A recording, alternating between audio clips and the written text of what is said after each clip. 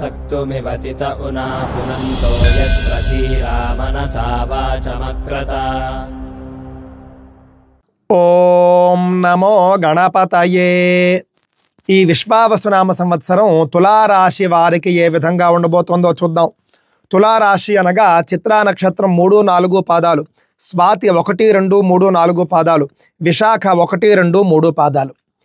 ఈ ఏడాది తులారాశి వారికి ఆదాయం 11, వ్యయం 5, రాజపూజ్యం 2, అవమానం 2. ఈ రాశి స్త్రీ పురుషాదులకు దైవ బలం హెచ్చుగా ఉంటుంది. ఆత్మవిశ్వాసంతో ముందుకు పోతారు. ధనం, సంపత్తు, కుటుంబము, పుత్రులకు కారకుడైనటువంటి బృహస్పతి 9వ స్థానంలో ఉండడము, యోగకారకుడైనటువంటి శని 6వ స్థానంలో ఉండడం వల్ల విశేషమైనటువంటి యోగ ఫలంతో శత్రువులు అంతరించుట, వ్యవహారాల్లో జయము, గతంలో సాధించలేనటువంటి పనులు ఈ కాలంలో రెండింతలు ఫలించుట కూడా కనిపిస్తూ ఉన్నది.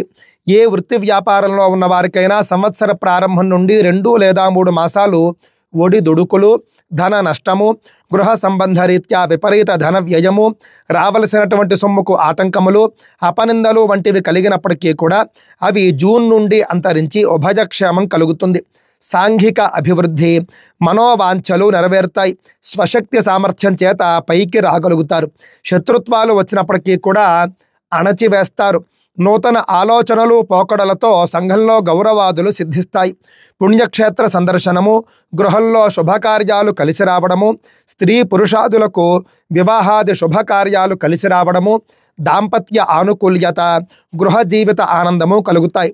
కోర్టు వ్యవహారాల యందు అప్పీల్లో జయం.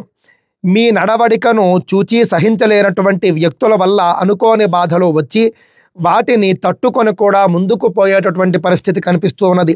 నూతన వాహన లాభం, భూగృహం వంటి స్థిరాస్తులు లభిస్తాయి. ఫైనాన్స్ వల్ల లాభాలు.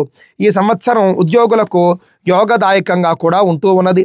గత కొద్ది కాలంగా పడుతూ ఉన్నటువంటి బాధలు పటాపంచలైపోతాయి. శని యోగకారకుడు అవడము, 6వ ఇంట ఉండడము మేలు జరుగుతుంది. ప్రమోషన్తో కూడినటువంటి బదిలీలు, కేంద్ర రాష్ట్ర ప్రభుత్వంలో ఉన్న వారికి అధికారుల మన్ననలు, అప్రయత్న ధన లాభము, ప్రైవేటు సంస్థల్లో పనిచేయ వారికి యజమానుల మన్ననలు పొంది అధిక జీతం రావడం వల్ల మరొక కంపెనీకి మారడము కనిపిస్తూ ఉన్నాయి. పర్మినెంట్ కాని ఉద్యోగులకు పర్మినెంట్ అవుతుంది. నిరుద్యోగులకు గురు శనుల బలం వల్ల ఖచ్చితంగా ఉద్యోగములు పొందుతారు. రాజకీయ రంగంలో ఉన్న వారికి అనుకూలత, ప్రజలలో మంచి గుర్తింపు.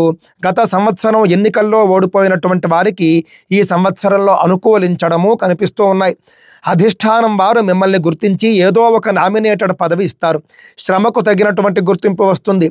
ఈ సంవత్సరం ఎన్నికల్లో పోటీ చేసినా విజయం తప్పక సాధిస్తారు. రాహు ప్రభావం రీత్యా మనశ్శాంతి కలుగుతుంది. మీకున్నటువంటి సామర్థ్యం మీకు కలిసి వస్తుంది.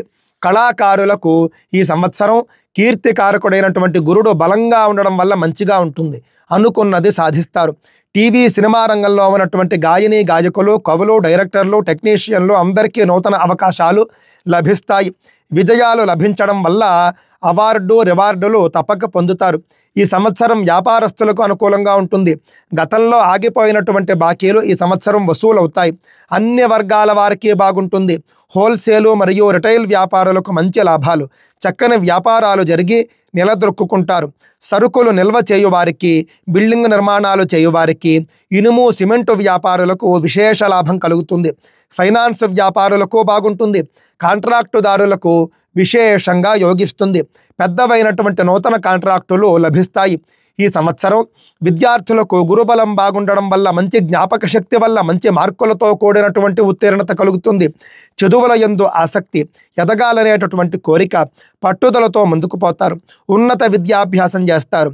ఇంజనీరింగు, మెడికల్లు, బిఈడి, ఆసెట్టు, ఐసెట్టు, పాలిటెక్నిక్ మొదలగు ఎంట్రన్స్ పరీక్షలు వ్రాయువారు మంచి ర్యాంకులు పొంది కోరుకున్న చోట సీట్లను పొందగలుగుతారు. క్రీడాకారులకు మంచి యోగం. వ్యవసాయదారులకు 2 పంటలు ఫలిస్తాయి. గతంలో చేసినటువంటి అప్పులు తీరుస్తారు. ప్రభుత్వ సహాయం లభిస్తుంది.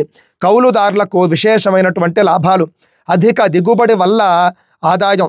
రొయ్యలు, చేపల చెరువుల వారికి విశేషంగా లాభం. రైతులకు మోటారు వాహనాలు సమకూరుతాయి. గృహంలో శుభకార్యాలు చేస్తారు. ఈ సంవత్సరం స్త్రీలకు చూస్తే కనుక పట్టిందల్లా కూడా బంగారమే అనే విషయాన్ని దృష్టిలో పెట్టుకోండి. ఆరోగ్యం కుదుటపడుతుంది. కుటుంబంలో మీ ప్రాముఖ్యత పెరుగుతుంది. నూతన ఆభరణాలు, స్థిరాస్తులు మీకు లభిస్తాయి. ఉద్యోగాదులలో ఉన్న వారికి కుటుంబంలో సఖ్యత కనిపిస్తూ ఉన్నది. అధికారుల మన్ననలు పొంది ప్రమోషన్తో కూడినటువంటి బదిలీలు, సంతానంతో సఖ్యత, గతంలో విడిపోయిన వారు ఈ సంవత్సరం కలుసుకోవడము వంటి శుభాలు కనిపిస్తూ ఉన్నాయి. వివాహం కాని స్త్రీలకు ఈ సంవత్సరం వివాహం కలుగుతుంది. గర్భిణీ స్త్రీలకు సాధారణ ప్రసవం అయ్యి పుత్ర సంతానం కలుగుతుంది.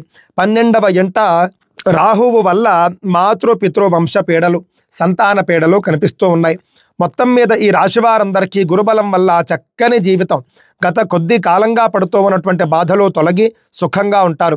కానీ రాహువు వల్ల కొంతమేర ఇబ్బంది కనిపిస్తూ ఉన్నది. ఈ సంవత్సరం మంగళ శనివార నియమాలు పాటించి మంగళవారం నాడు మీ గ్రామంలో కల శివ విష్ణు ఆలయాలను సందర్శించడం ద్వారా చిన్నపాటి దోషాలను పోగొట్టుకోవచ్చు. దత్తాత్రేయుని స్మరించడం ద్వారా సకల గ్రహ దోషాలు కూడా పోతాయి అనే విషయాన్ని దృష్టిలో పెట్టుకోండి. అమ్మవారిని స్మరించినా పూజించినా కూడా గ్రహ దోషాలకు దూరంగా ఉంటాం. స్వస్తి. ఈ రాశి ఫలాలు అనేటటువంటివి 50% మాత్రమే మనం పట్టించుకోవాల్సి ఉంటుంది అనే విషయాన్ని తప్పక దృష్టిలో పెట్టుకోండి. ఎందుకు అనంటే గోచార రీత్యా రాశిఫలం చెప్పినప్పటికీ కూడా ఆయా గ్రహాలు మీ జాతకంలో బాగుంటే కనుక, లేదా మొత్తం 9 గ్రహాల్లో ఏదైనా ఒక గ్రహం మీ జాతకంలో అత్యంత బలీయంగా ఉన్నా కూడా ఈ రాశి ఫలాల దుష్ప్రభావం చాలా మటుకు తగ్గిపోతుంది. అంతేకాదు మీకు ఉన్నటువంటి సత్ఫలితాలు మరింత బలవర్ధకంగా ఉంటాయి. కావున రాశి ఫలాలు కేవలం 50% మాత్రమే తీసుకోండి. అంత మాత్రమే కాకుండా మీరు తరచుగా దైవ పూజ చేసేవారైతే, దైవానికి సంబంధించినటువంటి శ్లోకాలు పారాయణలు చేసుకునేవారైతే కనుక, మీరు దాన ధర్మాలు చేసేవారైతే, పుణ్యాన్ని సంపాదించేవారైతే తరచుగా మీ యందు కూడా, మీపై కూడా జాతకాల ప్రభావమైన, గ్రహాల ప్రభావమైన చాలా తక్కువ ఉంటుంది. గ్రహ బలం కంటే కూడా దైవ బలం చాలా గొప్పది దృష్టిలో పెట్టుకోండి. మీ రాశి బాగున్నా బాగోలేకపోయినా కూడా దైవ బలాన్ని పెంచుకోండి. తద్వారా బాగుంటే మరింత బాగుంటుంది, బాగోలేకపోతే బాగుంటుంది. స్వస్తి.